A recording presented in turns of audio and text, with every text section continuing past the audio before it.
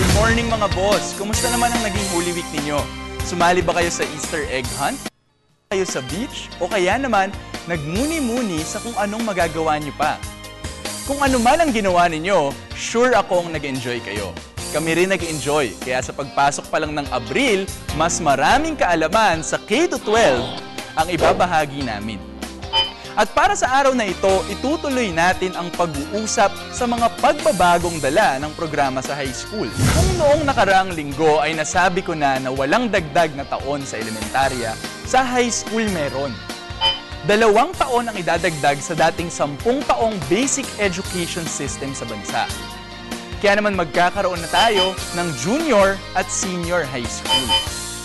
4 na taon ang junior high o grade 7 to 10. Habang 2 naman ang senior high school o grades 11 at 12. Ang junior high school ay katulad lang din ng dating regular na 4 na taon ng high school. Biology sa 2nd year, chemistry sa 3rd year, at physics sa 4th year. Pero pagdating sa senior high school, doon iba-iba. Specialized na kasi ang pag-aaralan sa senior high school. Ang pag-aaralan ng mga estudyante ay nakadepende sa kanya-kanyang kakayahan, interes at syempre sa kakayahan din ng paaralan. 5 tracks ang pwedeng pagpilian ng bata. Ito ang Business and Entrepreneurship, Humanities and Social Sciences, Science, Technology and Engineering, Sports, at syempre, Technical, Vocational.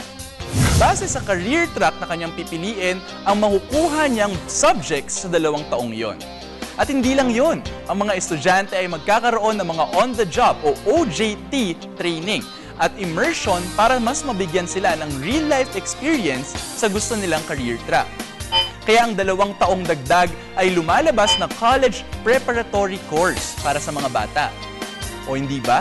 Naihahanda na nga ang mga bata sa pagpasok sa kolehiyo na bibigyan pa sila ng ideya ng maaga kung talagang ito na nga ang gusto nilang kunin sa hinaharap.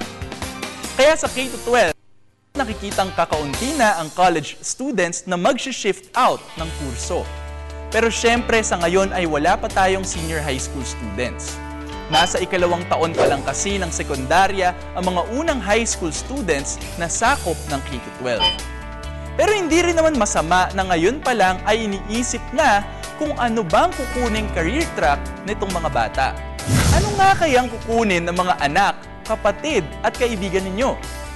Habang pinag-iisipan ninyo yan, kami magpapaalam muna. Magkikita-kita ulit tayo sa Miyerkules para sa K-12 Kaalaman. Paalam!